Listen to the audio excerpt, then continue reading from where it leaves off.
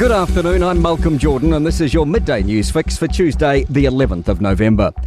Armistice Day is being marked around the country 107 years since the end of World War I. Waiouru National Army Museum's Nicola Bennett says their sombre service includes a speech from Lieutenant Colonel Kevin Williams and waiata from schoolchildren. At the Greenstone Memorial, we will honour the brave souls who gave everything for our future. Tobias McIntosh is at the National Commemorative Service in Wellington. Rain is gently falling here in the capital as diplomats, military officials and descendants of those who served gather at Pukeahu National War Memorial Park. Governor-General Dame Cindy Kiro is acknowledging the trauma and loss of thousands of Kiwis enlisted as wreaths are laid in their memory. It's a reflective atmosphere here as the sound of music and stories fills Anzac Square. And weather conditions continue to remain favourable for fire crews battling the huge blaze in Tongariro National Park. There are now currently no signs of live fire, but Incident Controller Nigel Dravitsky says the fire will take a few more days to fully extinguish. I'm pleased to say another overcast, wettish day here today, so that again is supporting our activities. The US government is closer to reopening as its shutdown surpasses 40 days. Republicans and Democrats in the Senate have voted for a deal to fund services until January 30. It still has to go through votes in the Senate and the House of Representatives and needs presidential sign-off. It had support from 8 moderate Democrats. Nevada Senator Catherine Cortez Masto says she supported it because things are desperate. We were seeing lines to our food banks in northern Nevada. These were lines that I hadn't seen since the pandemic.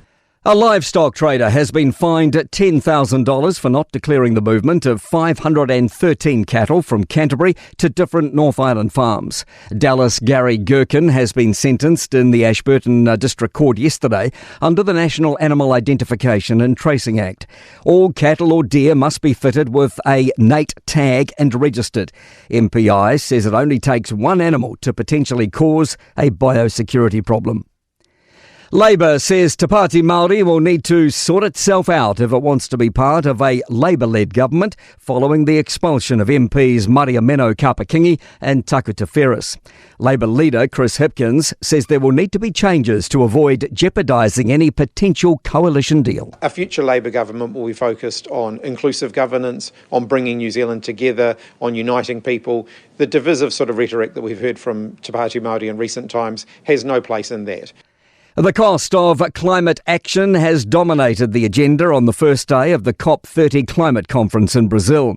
AUT senior architecture lecturer Priscilla Bezin is at the conference. We hear the cost of climate mitigation and adaptation, but also thinking about long-term, what is the cost of all those environmental disasters? To sport, International Olympic Committee President Kirsty Coventry is poised to act on a key platform to her election by introducing a blanket ban on transgender women from female categories across all sports. Ferrari chair John Elkann insists his drivers should talk less and perform more in Formula One after Lewis Hamilton and Charles Leclerc failed to finish the Brazilian GP. And England face the prospect of playing Sunday morning's test against the All Blacks at Twickenham without wing Tommy Freeman and lock Ollie Chessum. I'm Malcolm Jordan. That's your latest news fix. We'll be back with the next update at 5 p.m. from the Newstalk ZB newsroom.